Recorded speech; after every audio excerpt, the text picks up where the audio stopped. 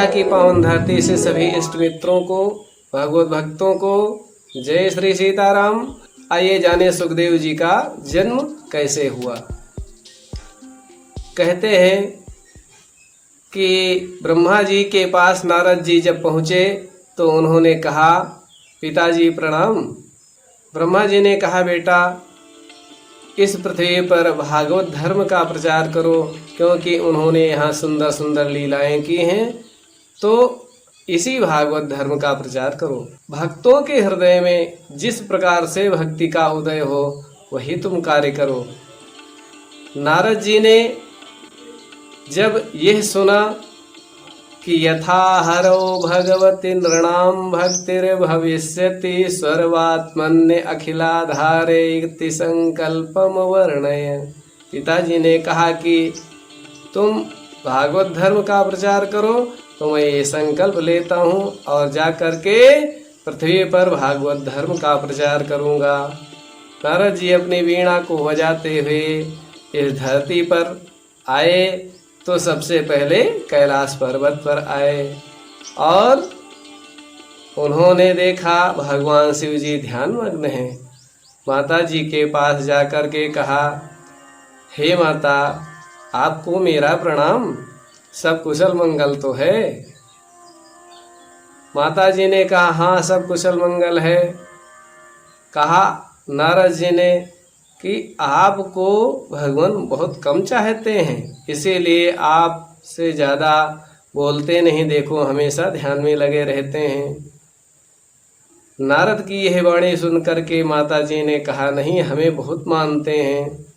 तो नारद जी ने कहा, कभी पूछा कि ये मुंडों की माला किसकी है, कभी आपको बताया? माता जी ने कहा, यह बात तो बिल्कुल नहीं बताया कि ये मुंडों की माला किसकी है। तो कहा, माता जी निश्चय ही आपको भगवान शिव जी कम मानते हैं। ऐसा कह करके नारद जी वीणा बजाते तो चल दिए वहाँ से।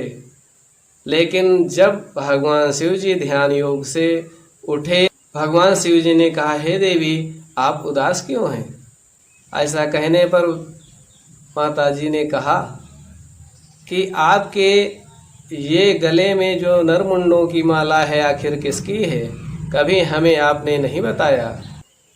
भगवान शिव जी ने कहा, हे गौरी, जब जब तुम्हारा जन्म होता है तुम्हारे ही सिर को ये जो मुंडों की माला है इसी को मैं गले में धारण कर लेता हूँ।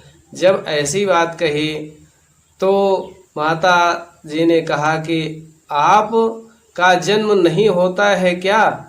मेरा जन्म होता है, मैं मर जाती हूँ और आप अमर कैसे रहते हैं? जब यह बात कही तो भगवान शिव जी ने कहा, मैंने तो अमर कथा सुनी है और इस कारण से मेरा जन्म तो कभी होता ही नहीं। मैं अजन्म हूँ, ना मेरी मृत्यु होती है ना मेरा जन्म होता है। तो माता पार्वती ने कहा कि ठीक है, हमको भी अमर कथा सुना दीजिए ताकि जीवन मरण के चक्कर से हम भी फुर्सत पा जाएं। यह सुन करके भगवान शिव जी ने कहा, ठीक है मेरे पास बैठो, मैं अमर कथा सुनाता हूँ, लेकिन कहीं सो न जाना, इसलिए हुकारी भरते रहना। तब यह बात सुन करके भगवान शिव जी ने डमरू बजाया और यत्र तत्र जो पशु पक्षी थे वे भी यहाँ से चले गए। इच्छा भावी बलवाना। माँ भवानी कथा को सुन न सकी और पास में पड़ा हुआ सुख पक्षिणी का जो अंडा था प्रस्फुटित हुआ। उसी समय पर अमर कथा के प्रभाव से उसने अपना रूप धारण किया। भगवान शिव जी को कहते हैं संसार सारम करुणावतारम, और उन्होंने त्रिशूल फेंका उसके पीछे तो वो उत्तर की ओर चला। भगवान शिव के त्रिशूल ने उस जीव रूपी पक्षी का पीछा किया, लेकिन वह पक्षी तो उत्तर की ओर तेजी से बढ़ा और बढ़ करके उस साम्याप्रास नाम के आश्रम में माता वितिका देवी जो बैठी हुई थी, अचानक जम्हाई आने के कारण मुंह खुला और मुंह से ही वह छोटा सा जीव प्रवेश कर गया और गर्भ में ओम नमो भगवते वासुदेवाय, ओम नमो भगवते वासुदेवाय ऐसा कह करके गर्भ में स्थापित हुआ। त्रिशूल कुछ नहीं कर सका। ये तो भगवान शिव जी की लीला थी। भगवान शिव जी का को कहते हैं संसार सारम करुणावतारम। एक लीला के अंतर्गत उस बाल सुख को गर्भ में स्थापित करने का उद्देश्य था।